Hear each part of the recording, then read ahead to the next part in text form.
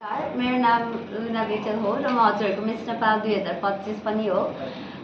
हाम्रो यो लास्ट यसरी रिजनल अडिसन पनि योपालि नै अब काठमाडौँको अडिसनमा त हामीले गएर अलिकति यस्तो गर्न मिल्दैन, त्यतिखेर त प्रमोद सर र अरू टिमै हुनुहुन्छ, तर यो चाहिँ हाम्रो लागि लास्ट यसरी प्रेस मिट हो। सो अहिले सबै रिफ्लेक्ट ब्याक गर्दै गर्दा र सबै थोक हेर्दै जाँदाखेरि चाहिँ आई थिङ्क यो जर्नी यस्तो रमाइलो यस्तो ब्युटिफुल भयो।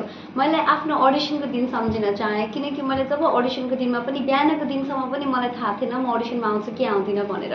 मलाई एकदमै आउन मन थियो, मिस्टर बाबा म जान्छु भनेर सोचेको थिएँ, तर मेरो खुट्टाको औँला फ्र्याक्चर भएर चाहिँ म हिँड्न पनि मजाले सकेको थिइनँ, पेन किलरमा थिएँ एकदम धेरै। म सक्छु कि सक्दिनँ भन्ने थियो, तर मलाई मेरो बाबा मामुले हार मानेको सिपाही जस्तो तिमी जङ्गै लड्न नगइकन यस्तो गर्न मिल्दैन भनेर धेरै सम्झाउनु भयो। बिहान अडिसनको दिनको कुरा हो यो। त्यतिखेर आफूलाई पनि भने मैले अब हार मान्नुपर्ने त के छ र, मैले लुज गर्नुपर्ने केही पनि छैन। मैले यत्रो अस्ट्रेलिया गएर बसेको लगभग 10 वर्ष भइसक्यो, उतै बसेको 17 वर्ष हुँदा गएको थिएँ। मैले काम छोडेर आएँ, पढाइलाई डिफर गरेर आएँ, मैले उताको सबै थोकलाई स्थगित गरेर म यता आएँ भने मैले त I got nothing to lose, अब मैले त गेन मात्रै गर्नु छ भनेर चाहिँ त्यो एउटा मोटिभेसनले चाहिँ म आफ्नो अडिसन दिन आएको थिएँ। त्यतिखेर पनि धेरै क्वेसन थियो, धेरै अनसर्टेनिटी थियो र आफूमा धेरै डाउट पनि थियो। त्यो अडिसन दिइसकेर गइसकेपछिको त्यो जुन एउटा रिलिफ थियो, म जितौँ म अडिसनमा सेलेक्ट हुँ नहुँ त्यो सेकेन्डरी भयो, तर एटलिस्ट मैले आफूले एउटा स्टेप खुड्किलो चाहिँ मैले पार गरेँ। मैले आफ्नो फियरलाई ओभरकम गरेर I have already gotten this done भनेर चाहिँ I was very happy with the way it was being done as well.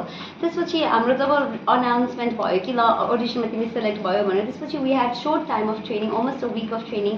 त्यहाँबाट फेरि सोर्ट लिस्ट हुनुपर्ने थियो, एलिमिनेसन थियो। त्यहाँ हुँदाखेरि पनि अब चाहिँ मलाई के थियो भने म यति सिक्न पाउने भएँ, यति भर्सेटाइल मान्छेहरू आउनुहुन्छ, यत्रो धेरै ग्याप छ मेरो नेपालमा मान्छेहरूसँग नचिनेको नभेटेको, यति धेरै मान्छेसँग मैले कति धेरै त सिक्न पाउँछु भन्ने चाहिँ मलाई डेफिनेटली मेरो लागि क्राउन भनेर कहिले पनि गोल थिएन। घोडालाई लगाम लगाए जस्तो यो गोल भनेर क्राउन कहिले पनि थिएन, तर त्यसको वरिपरि के सिक्न सकिन्छ, को मान्छेसँग चिन्न सकिन्छ भने त्यो नै सबैभन्दा ठुलो कुरा थियो। किनकि at the end of the day जित्नु हार्नु भनेको प्रतिस्पर्धामा आएपछि जसलाई पनि जित्न मन लाग्छ, कोही पनि हार्छु भन्ने माइन्डसेटले आउँदैन।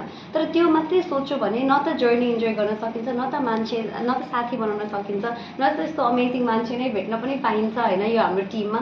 So I think at the end of the day तपाईँहरू पनि भोलि जुन जनकपुरको अडिसन हुँदैछ, जित्ने भनेर आउने एउटा स्पिरिट राखेर, स्पोर्ट्सम्यान स्पिरिट राखेर डेफिनेटली आउनु होला। तर at the end of the day the things are you're gonna learn from this journey, the things are you're gonna learn from this experience, यो $1 million तिरेर पनि जित्न र पाउन नसकिने कुरा हो।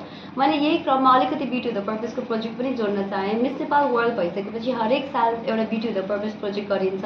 हामीले पनि यो पालि पोखराबाट लगभग 1.5 घन्टा माथि फलेवास भन्ने ठाउँमा बी टु द पर्पस गरेको छौँ। त्यसको लागि हाम्रो लगभग 1,35,00,000 जतिको प्रोजेक्ट भयो हाम्रो फन्ड रेज गरेर गर्दाखेरि। त्यो टाइम पनि धेरै गाह्रो थियो, सजिलो थिएन। हामीले जब बी टु द पर्पस यतिखेर पनि सक्यौँ, अन्तिममा यो सबै हेर्दाखेरि हामीले कति राम्रो गऱ्यौँ, कति सेटिस्फाई हुने भयो, किनकि अन्तिममा भनेको मेरो पछाडि 3 करोड जनताहरू हुनुहुन्छ जसलाई मैले गरेर प्रतिनिधित्व गर्ने हो अन्तर्राष्ट्रिय मञ्चमा। सो त्यही भएर at the end of the day हामीले जति प्रोजेक्ट गऱ्यौँ, जति थोक गऱ्यौँ, यो सबै मैले भन्दा पनि as a team as Nepal गरेको हो। र हामीले केही टाइटल जित्यौँ, केही प्लेसमेन्ट ल्यायौँ भने पनि म एज अ मान्छे भन्दा पनि एज एन इन्डिभिजुअल भन्दा पनि it's a team, it's a group, अनि at the end of the day team work makes the dream work. So म त्यति नै भन्न चाहन्छु, म योभन्दा धेरै लम्ब्याउन पनि चाहन्न। मेरो रिप्रेजेन्टेसन अफ नेपाल अब मिस वर्ल्डमा भियतनाममा हुन्छ, अगस्तको 9मा म पुग्छु भियतनाम हनोईमा। त्यसपछि मेरो फिनाले छ सेप्टेम्बरको 5मा। त्यतिखेर चाहिँ मलाई धेरै सपोर्ट चाहिन्छ हजुरहरू सबैजनाबाट। हजुरहरू एज एन प्रेसको थ्रु धेरैजनामा फैलाइदिनु होला, किनकि हाम्रो मल्टिमिडिया भन्ने एउटा हुन्छ जहाँ भोटिङको थ्रु हामीले प्लेसमेन्ट पाउन सक्छौँ। त्यतिखेर पनि मलाई सबै नेपाली जनताको धेरै सहयोग चाहिन्छ। सो हजुरहरू धेरै सहयोग गरिदिनु होला। र भोलि I look forward to seeing each and every girl there come here, there represent themselves beautiful.